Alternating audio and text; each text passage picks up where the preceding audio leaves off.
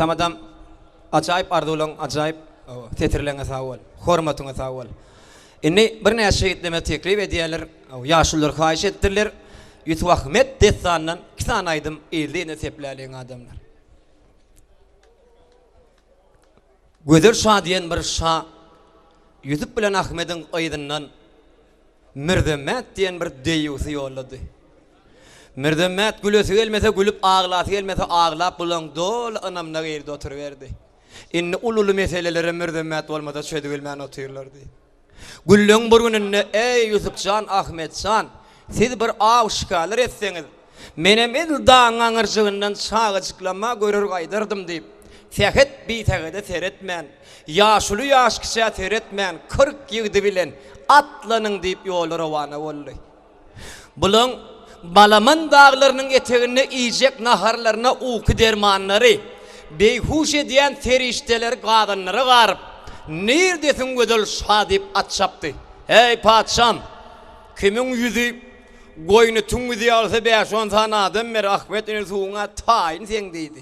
Şey deyip iç keşklerini beyhuş halini urup yencip yola sallı. Yusufcan bir ödüne gelip gözünü açtı Ahmetcan bir gamçıladılar. Mından gidiyen kanı köngülü odulup ey yeditler saklanın öldürdüğünü da onun neydi? Atasının körpeciği ölmesin.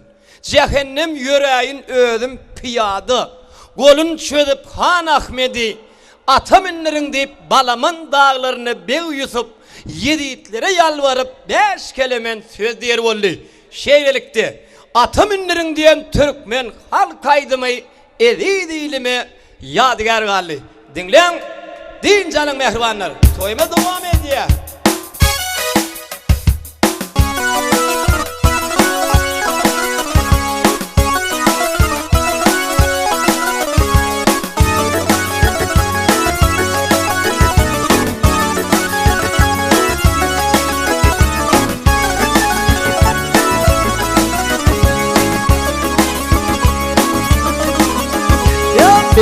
Bilin hemra bolun yeditler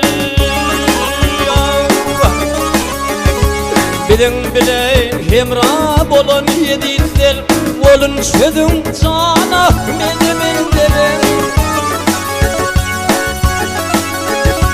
Burnunu kesilsin zalim yeditler Burnunu kesilsin zalim yeditler Olun çödün can Ahmet'imin derin Ata beklerim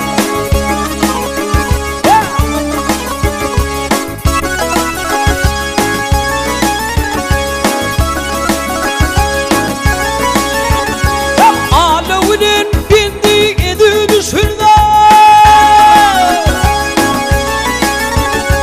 Alevinin bindiği edü düşürdüm Kolum bağla beni dağda taşıdım Ahmetcan'ın el ayağı kavurdum Ahmetcan'ın el ayağı kavurdum Kolun çölüm can Ahmet'imin derim Ata beklerim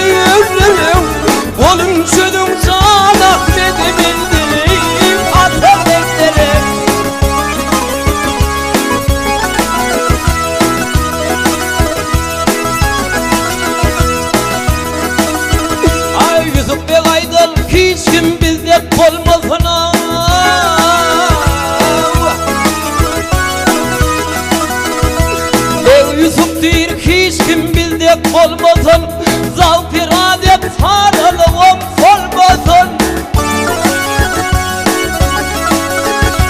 Atasının lelesi ölmesin Atasının lelesi ölmesin Onun çölüm sana bebeğim